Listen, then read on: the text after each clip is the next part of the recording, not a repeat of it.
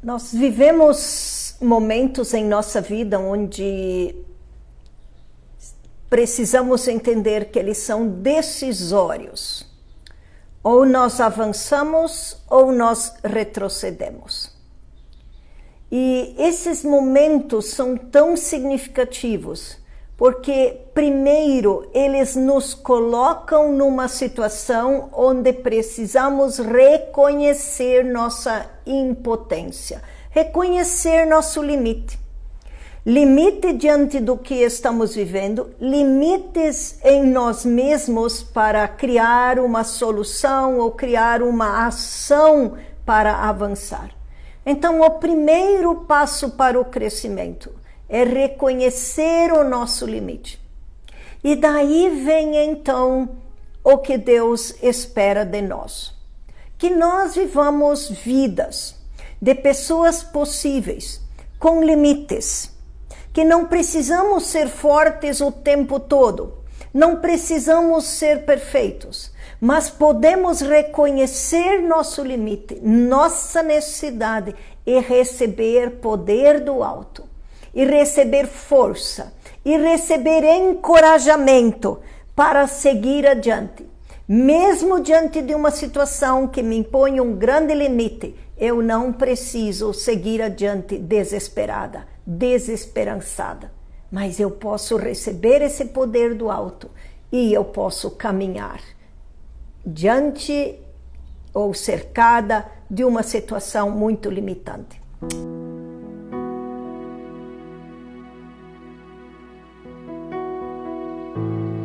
Bem-vindo, bem-vinda a mais esse Café com Palavra. Mulheres mentoras, homens mentores, queremos nessa manhã olhar sobre os nossos limites, reconhecer nossos limites como primordial para o nosso crescimento. E eu quero começar conversando de Agar. Agar, em 16, 1 a 15, é uma história fantástica. É um exemplo de limites. Ela não tinha direitos. Havia alguém que colocava uma circunstância da época, Abraão e Sarai, ali que por Sarai ser estéril, ela dá Agar a Abraão. E então Agar não tem escolhas, ela está diante de uma situação limite, pessoas que escolhem por ela, e então ela se vê grávida, se vê desprezada por Sarai, sua ama, sua dona, né, de quem ela é a serva, e agora ela vai para o deserto. Então, antes ela tinha toda uma situação limite de uma gravidez e tem uma situação de desprezo, uma situação de ser usada, de estar ali só para servir como alguém sem escolha. Mas agora ela já está numa outra situação limite, ela está ali no deserto, ela chora absolutamente sozinha. E um anjo diz a ela que fará do filho dela um descendente de uma grande nação. Então, porque há um clamor nela, porque há uma busca dela, porque a busca significa que eu estou reconhecendo, eu não dou conta, eu não sei para onde ir, eu não estou nesse momento com recursos para avançar, não vejo luz no fundo do túnel. É uma declaração de um limite. Na declaração desse limite de Agar, então Deus agora intervém com seu poder e com tudo que ele é. E é interessante porque muitas vezes nós fazemos um outro jogo, é o jogo do Sansão. O Sansão é uma criança que quando criança ele é dedicado ao Senhor e ele recebe um dom especial, uma força especial. Mas Sansão começa a brincar com alguns limites e perigos. Ele tem uma cerca baixa que o seduz, mulheres. E então vem Dalila, por 3 vezes ele fica firme, ele não revela de onde vem a força do poder dele, porque a força do poder dele é a garantia de que aqueles filisteus então agora não se sobrepõem ou vêm trazer prejuízo ao povo de Israel. E Sansão se mantém firme 3 vezes, mas não se afasta do perigo. Ele acaba vivendo sempre ali no limite. Eu dou conta, eu resisto. Eu posso viver perigosamente porque eu vou continuar dizendo não ao pecado. Eu posso ficar numa situação que me expõe, que eu me exponho diante dela, diante de uma cerca baixa que eu tenho, mas eu dou conta, eu dou conta. Eu consigo me controlar. Eu posso ir mais um pouquinho. E não foi diferente com Sansão. Acabou cedendo. E com isso ele revela de onde vem a força dele, e com isso, então, agora Dalila faz uso dessa informação. E Sansão tem um grande prejuízo em sua vida. Nós muitas vezes vivemos no limite não só em relação a situações de pecado, cercas baixas em nossa vida. Eu tenho um grande limite, uma grande cerca baixa, que é o ativismo. Há 2 semanas fui confrontada diante de uma situação de assumir um compromisso com uma carga bem grande de horas. Então, meu grupo de discipulado me confrontou dizendo: Elaine, como é que você assumiu essa atividade estando já com tantas coisas, sem conversar, sem interdependência? Então, eu sei de minha cerca baixa. E eu preciso me proteger da minha cerca baixa, de não entrar no ativismo. Preciso me proteger, preciso de dar essa autoridade para que pessoas me perguntem como está a minha agenda. De dar a autoridade para elas dizer: eu escolho não tomar uma decisão de assumir uma atividade repetida por muito tempo, que envolve uma grande carga horária de minha agenda, sem antes conversar com vocês, meu discipulador, meu marido, meu grupo de discipulado. Eu vou criando filtros que me protegem. Então, Sansão não teve esses filtros que o protegeu. Ele não se cercou, ele desqualificou o risco, a cerca baixa dele, o limite que ele tinha naquela área. Então, eu sei do meu limite nessa área do ativismo, e eu preciso, é uma cerca baixa, que o diabo pode entrar e fazer bagunça em minha vida, me esgotar, eu não ter tempo para me dedicar para as pessoas que de fato Deus quer que eu me dedique como discípulos ou discípulas de Jesus. Então, o que é interessante é que reconhecer meu limite também é criar cercas de proteção em torno dele. Um outro exemplo é o exemplo de ter perdas significativas em nossa vida ou não termos mais desejo de viver. Pensamentos de não mais viver. Não tenho mais sentido na vida. E esses pensamentos vêm uma vez, como um pássaro voando, 2 vezes voando, vai embora, 3 vezes, pensamento voando, vai embora. Mas de repente eu tenho pensamentos de não viver que vão começando a fazer morada em minha mente. Não brinque com este limite, cerca baixa. Compartilhe com alguém, ore, busque ajuda. Busque criar uma cerca de proteção em torno deste tempo de tristeza, de desesperança que você está vivendo. Então é essa perspectiva que estamos dizendo aqui. Sansão desqualificou o seu limite.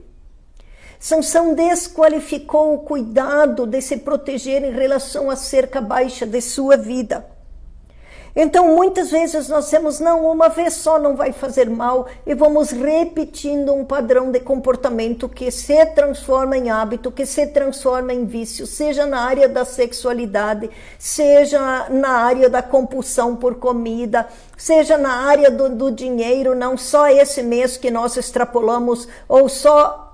Nós precisamos cuidar onde tem indicativos que são cercas baixas e precisamos cuidar. Então precisamos identificar onde somos vulneráveis e reconhecer nossos limites.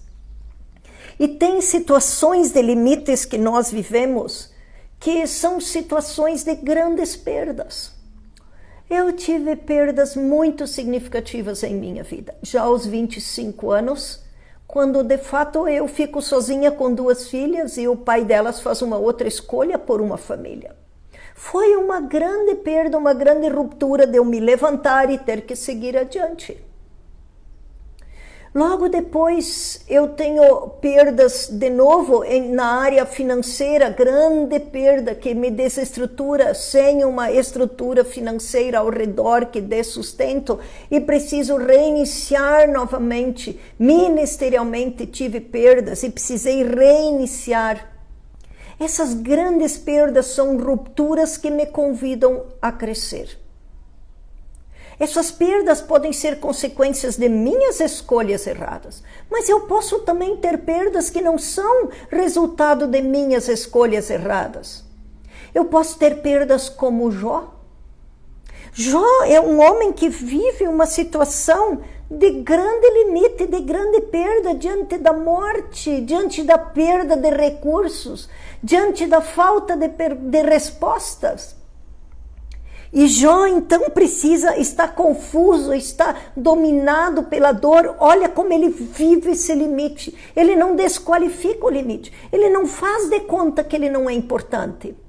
Ele está dizendo, de fato está doendo, de fato eu estou diante de uma situação de grande limite em minha vida e de grande perda.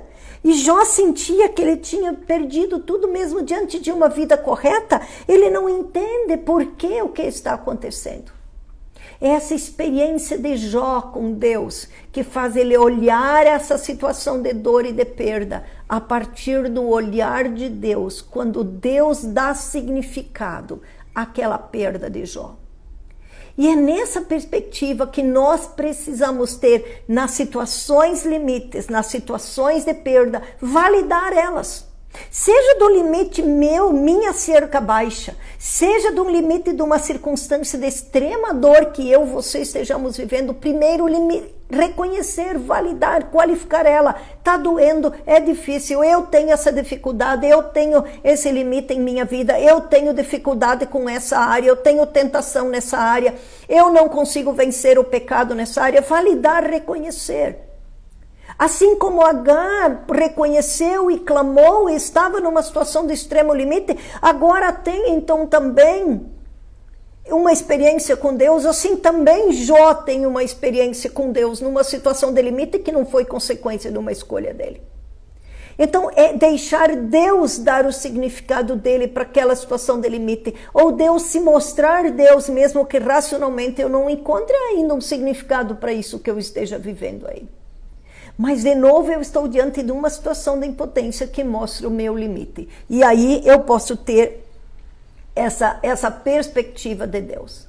Agora, o que eu faço com isso que acontece comigo? Gosto muito de uma frase. Não importa tanto o que outros fazem comigo, tanto quanto a escolha que eu faço disso. O que eu estou fazendo? Que escolhas eu estou fazendo a partir de circunstâncias que eu estou vivendo?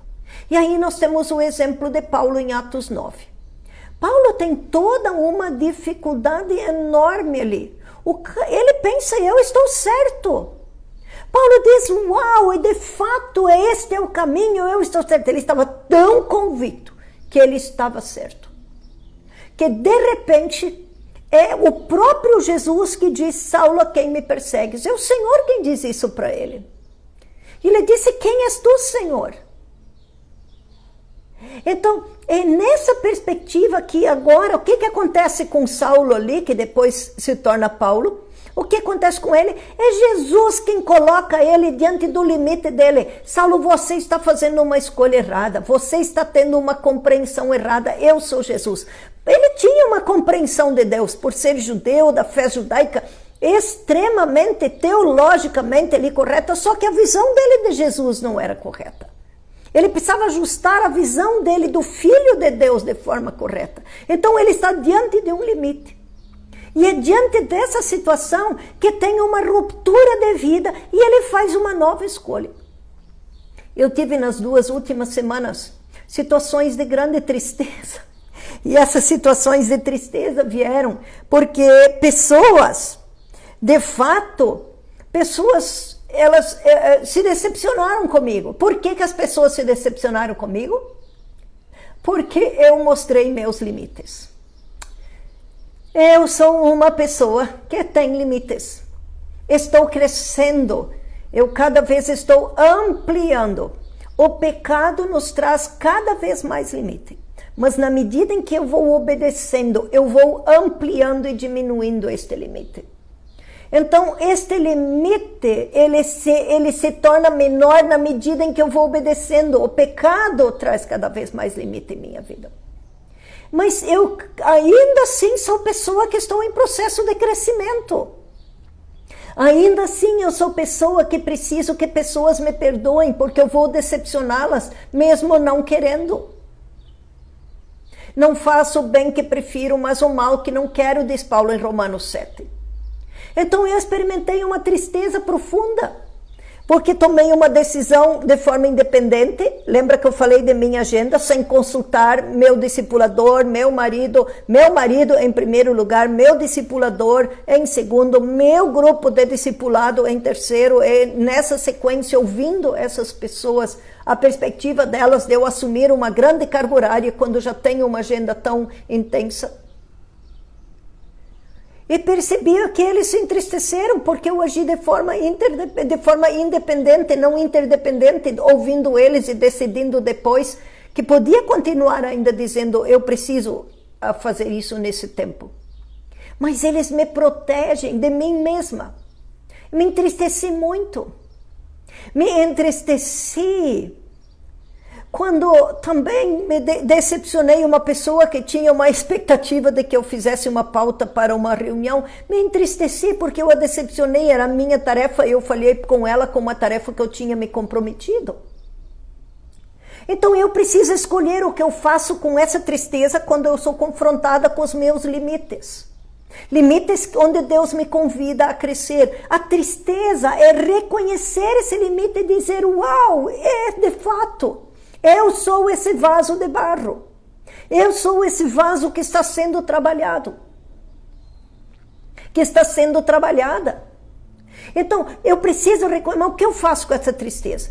Coríntios diz que a tristeza, segundo Deus, só causa remorso. Ah, que perda eu tive. Ah, que dó que a pessoa se entristeceu comigo. Mas a tristeza, segundo Deus, é uma tristeza que gera um movimento de mudança. Dizer, me perdoa, falhei com você, não fiz a pauta. Me perdoe, não agi em interdependência. E me comprometer de um novo jeito de fazer as coisas. Então, a tristeza, segundo Deus, reconheço o meu limite, ele está aqui. Eu reconheço o limite das circunstâncias que, mesmo que não tenham sido escolhas minhas, o resultado de escolhas minhas, me entristecem. O que eu faço com isso? Então, eu preciso ir adiante. E aí vem de forma muito linda, vem de novo a perspectiva que nós temos de 2 Coríntios. A perspectiva de 2 Coríntios 4, 7 a 10. Que é lindo quando nós podemos entender isso que parece até antagônico. Um tesouro precioso em vasos de barro. E sim, eu e você, vasos de barro com um tesouro precioso. Somos pessoas com limites. Estamos entendendo que reconhecer nossos limites é o primeiro passo para o crescimento, porque é o reconhecimento da necessidade de experimentar o poder de Deus no meio da minha fraqueza. O poder da graça de Deus que faz em mim tudo o que Ele diz que eu devo ser. Então é nessa perspectiva que nós temos um tesouro espiritual para que o poder de Deus se manifeste em nossa vida. Então, se hoje eu obedeço mais, se hoje o meu limite se tornou menor, é um limite que de fato eu preciso superar, este limite, então eu preciso agora fazer o exercício de entender o que eu quero e como eu quero me comprometer para seguir adiante. E aí eu tenho mais. Deus mesmo está comprometido comigo. Deus mesmo está comprometido comigo em me fortalecer. Então eu não preciso ser perfeito, eu não preciso ser perfeita. Eu posso experimentar o poder e a graça de Deus, me fortalecendo para que eu possa viver tudo que Ele quer que eu viva. Que lindo, não é mesmo? Um grande abraço.